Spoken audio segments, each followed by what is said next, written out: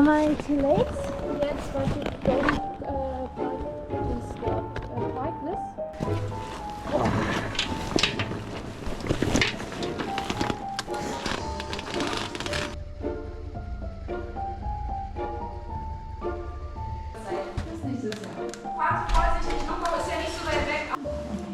Yeah.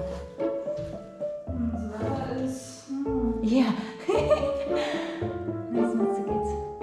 So. Thank you very much.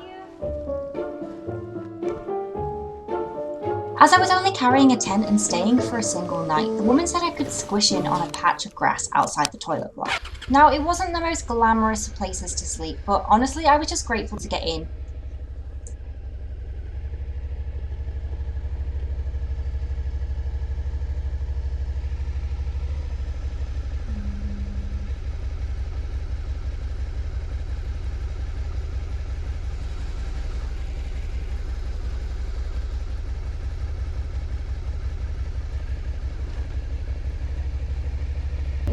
Now, the only problem about this was, well, I couldn't actually find it because it wasn't signposted.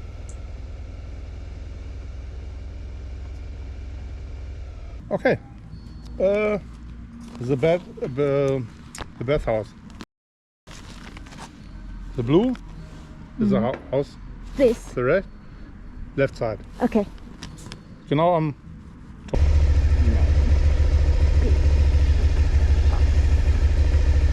Yes. S for Saki and H for the number of brain cells I have. Okay.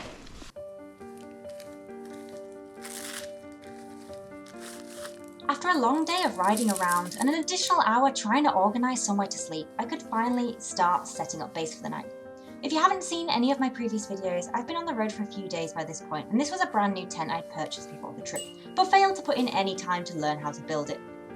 However, after a few days on the road and putting it up and taking it down again, I was finally getting into the rhythm of a daily routine, and ultimately I'd started to become faster and faster at making my bed, a skill which I knew would later come in handy when the weather gets worse.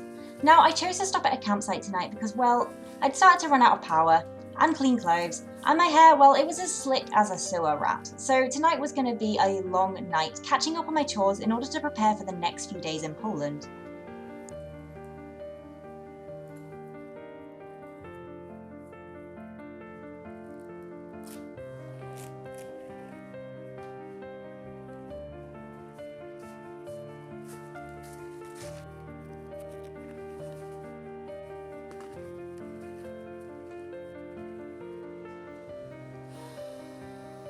Like the tent, I had purchased a new airbed directly before the trip.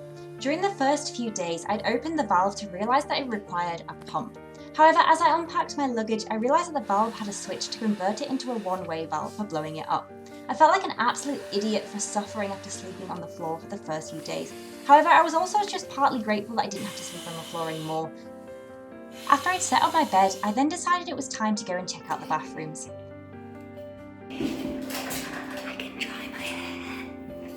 It was my very first hot shower in Europe since I'd left the UK, and needless to say, I was a little bit excited.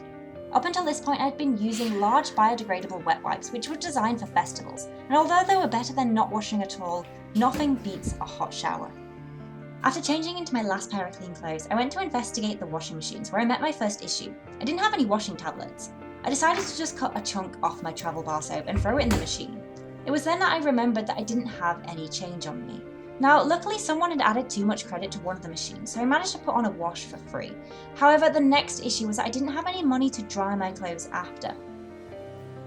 As my clothes were washing in the machine, I set off into the dark to try and find a shop. Okay, so take it back. I've put my clothes on to wash, but I don't have any money to dry them. Unfortunately, everywhere was closed, and I wasn't willing to walk or drive out of the campsite in search of a shop. I was just simply too tired, so I decided to try and dry my clothes outside overnight instead.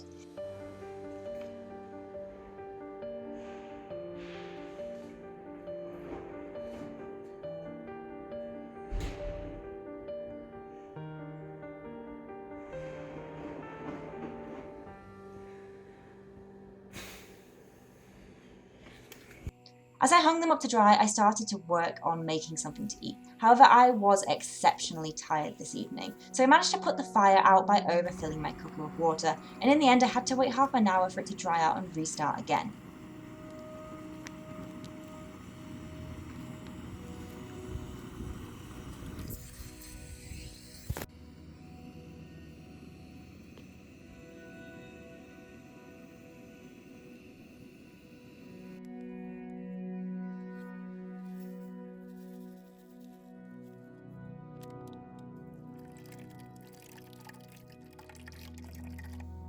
By the time I sat down to eat, it was about 10 PM and I was feeling pretty low. There were still a few things that I needed to take care of before I could settle down to sleep. Now, a few of you asked why I choose to eat rations on the road, and honestly, it's for moments like these. If eating supper had meant leaving the campsite to find food, I would have honestly gone to bed hungry.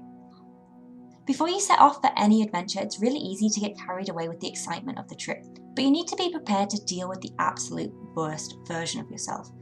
En route to the campsite, a German man at a petrol station had taught me that we all have an inner Schweinehund, which he said translates to a pig dog, or the English version would be a demon, who always tries to prevent us from being our best selves, and he's more likely to come out at night and when we're tired. So by carrying ration food around and having access to a hot meal in less than 5 minutes, which just requires boiling water, it means that when I do mentally crash and my inner Schweinehund takes over and all I want to do is sleep, I can still take care of myself.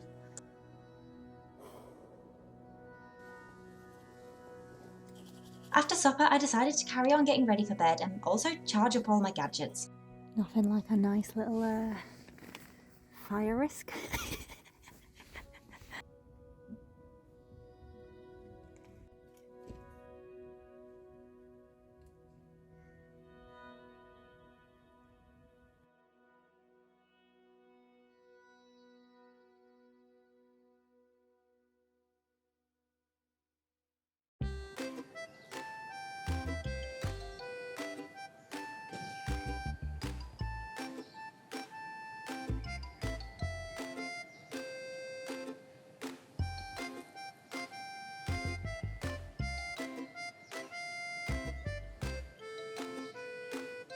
So we've got a little bit to pack up. My clothes did dry overnight surprisingly well. I did get worried it was going to be a little bit rainy last night, but no, all good. All good in the hood, so we need to pack those up. And then on top of it, everything else needs packing up and rubbish needs putting away. So I'm going to do my usual method of drag it all out and hope for the best. I slept so well, but also not well, if that makes sense. I slept cold and I slept on a cold floor, so my back is aching and but I've had enough sleep. That's a good point. So I'm getting packed up. I'm getting packed up as quickly as I can. So as you can see, everything's an absolute mess because I had a charging time last night. So I'm just gonna basically get everything sorted, and then I want to jump on the road immediately because today is a fun day.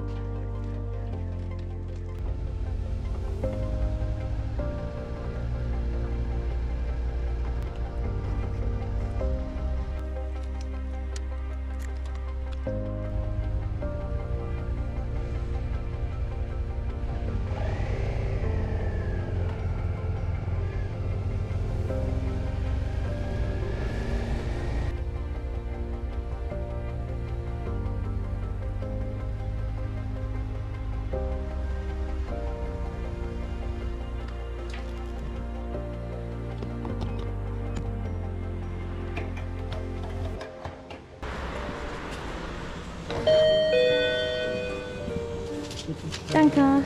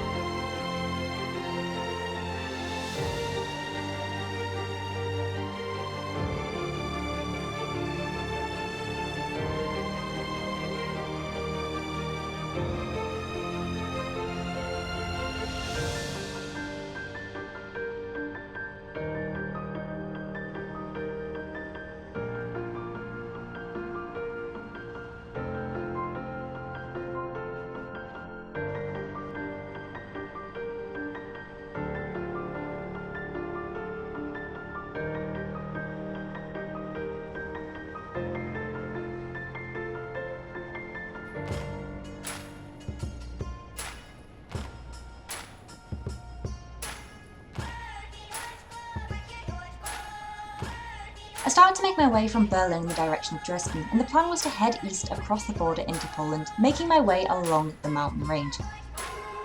Up until this point in my trip, although camping had been cumbersome, I know it was a little bit cold at night, I'd still been greeted by good weather and a sense of familiarity travelling across Germany. And because up until this point the journey had been fairly easy, I started to feel more sure of myself and my abilities. However, today the weather wasn't the best. As I headed further east, more and more rain clouds started to appear overhead. I started to wonder about my decision not to pack a second pair of motorcycle gloves, something that I'd done on every previous trip but failed to ever actually need. The oncoming bad weather wasn't the only thing that was bothering me.